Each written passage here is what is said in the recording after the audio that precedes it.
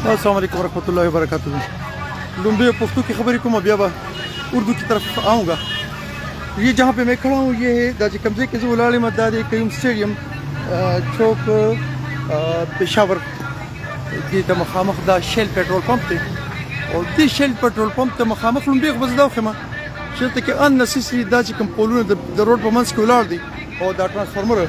नदी मुकम्मल दा रोड बंद करे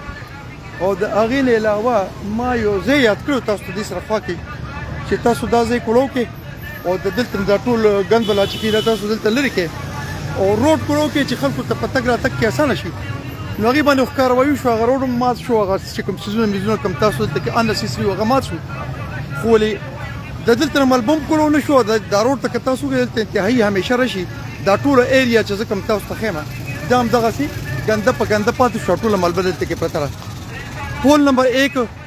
अननेसेसरी पोल नंबर 2 अननेसेसरी जमा पर बैक साइड बांधे द्री पोलना यो दा पोल दे सारा ट्रांसफार्मर यो दारे और यो दारे दा टूल दे रोड पर मंस की गवर्नमेंट तगरा न दा लड़कोल पका भी और दे दाजे चिके दे कोरावल पका भी स्पेशली के तास शातल शे गजे के गंद जोड़ दे दा दे के खलक ओ द सुनमाती मतियाजी की दागी वजह मा खेली वा खो बाहर हाल उस चुके दागी टाइम ने बल तरफ तराजमा دلته کې د متیازو یو ګندوم جوړ دی او ورسره دا ټول ځای چې کوم دی دا تقریبا چې نه 40 فوټ ایریا دا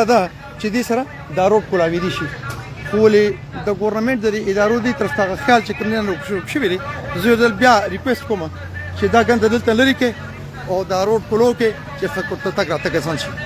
ये जहाँ पे मैं खड़ा हूँ ये है कयूम स्टेडियम चौक जहाँ पे मैंने आपको शेल पेट्रोल पंप दिखाया अब यहाँ से उसकी लाइट नजर आ रही है इसके बैक साइड पे यहाँ पे अननेसेसरी पोल रोड के दरमियान में हटाने चाहिए और इस जगह को मैंने रिक्वेस्ट की थी कि इसको आप तोड़ें और रोड को खोलें तो इसको तोड़ दिया गया लेकिन रोड को खोला न गया और इस मलबे को इसी जगह रख छोड़ दिया गया है। इसके अलावा यहाँ पे एक फुटपाथ के ऊपर ही एक खड्डा मौजूद है जिसमें कोई भी गिर सकता है। इस वक्त चूँकि रश टाइम नहीं है तो यहाँ पे ट्रैफिक का आना जाना जो है वो कुछ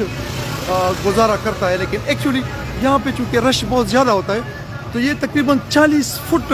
का जो एरिया है ये अननेसेसरी इस गंद के पड़े होने की वजह से लोगों को इसकी तकलीफ है और इसको हटाया जाए रोड को फिल फोर खोला जाए ताकि लोगों के लिए आना जाना आसान हो। अपना बहुत सारा ख्याल रखें मुझे दुआ में याद रखें। अस्सलाम वालेकुम।